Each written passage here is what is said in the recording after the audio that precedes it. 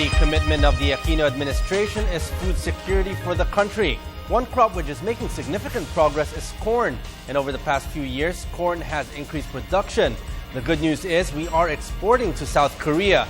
And in celebration of World Food Day, it is an honor for us to have Agriculture Assistant Secretary Edilberto De Luna. Good evening, sir, and welcome to NewsLife. Good evening, and thank you very much for this opportunity to be your guest in this program. Sir, corn is among the major food staples of our country. What is the overall program to increase production nationwide? In the Department of Agriculture, we have a banner program called the Agri-Pinoy Corn Program. The objective of which is consistent with the Philippine Development Plan 2011 to 2016, which seeks to create jobs, increase income, and alleviate poverty among our corn farmers. In line with this, we have focused our interventions on major result areas that will deliver result. One of these is research, which the Department of Agriculture pursue with the state colleges and universities in improving corn productivity. Number two is extension, meaning the department continues to focus on delivering technologies in production, post-harvest processing, packaging, and marketing. The other important is mechanization and post-harvest, which are the centerpiece of our program at present in the Department of Agriculture. So now in line with this, how many provinces are covered and what kind of support is being provided to our farmers? We commercially grow corn in 55 provinces in the Philippines. And among our program for the farmers to increase their productivity and income is to provide them basic services, particularly mechanization and post-harvest. So among the provinces, which are the top producers?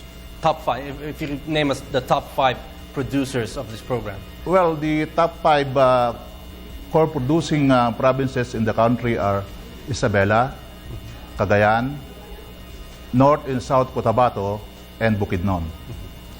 So what is our consumption of corn? We know white corn is consumed by our people. How many % of our people eat corn? And what are the health benefits of this? For white corn, we are producing about, on the average, 2.1 million metric tons annually. And there are about 15 million Filipinos, especially the Cebuanos, who are eating corn as major staple. So what percentage? Do you have any data? Our latest data, the per capita consumption is 10 kilogram per individual.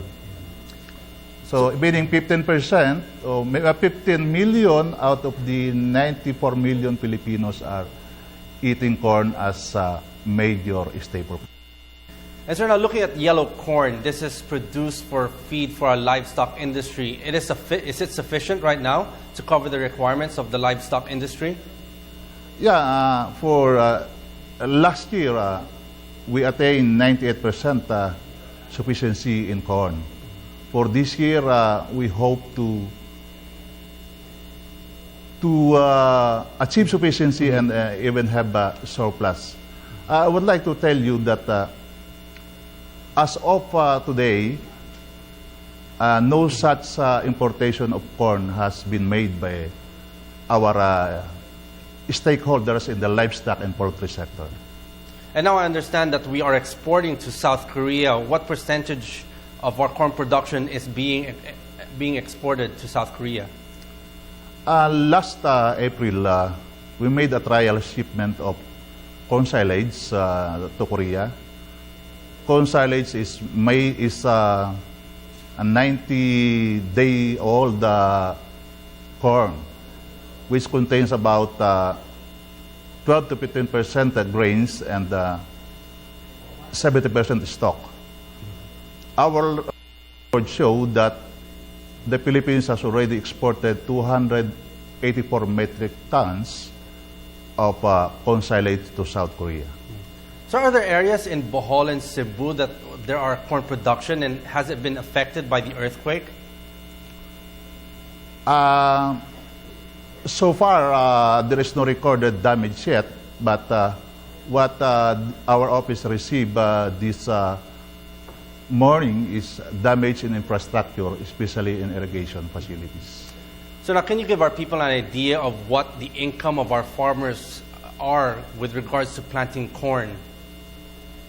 The income of the farmers will depend upon the level of technology they use in corn production. It ranges from 25,000 to 45,000 per hectare per cropping. In 1 year, there are 2 cropping. So is the latest technology right now being used by all the farmers in the different provinces here in the Philippines? Or are there sectors which don't have yet this kind of technology? Well, technology varies. For example, technology in Isabela is quite different technology in Samar. But the goal now of the Department of Agriculture is to train the farmers in other provinces to adopt new technologies so that they will increase their income, they will increase production, and eventually increase their income.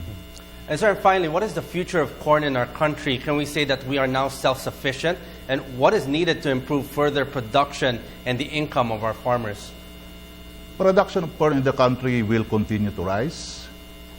The challenge now we are facing in the Department of Agriculture is how can we maintain the quality of corn that our farmers are producing.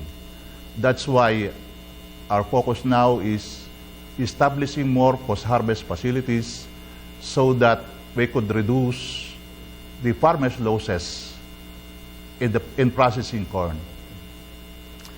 Okay, on that note, thank you very much for joining us here tonight at NewsLive. That was Assistant Secretary Edilberto De Luna of the Department of Agriculture. Thank you, sir. Thank you very much.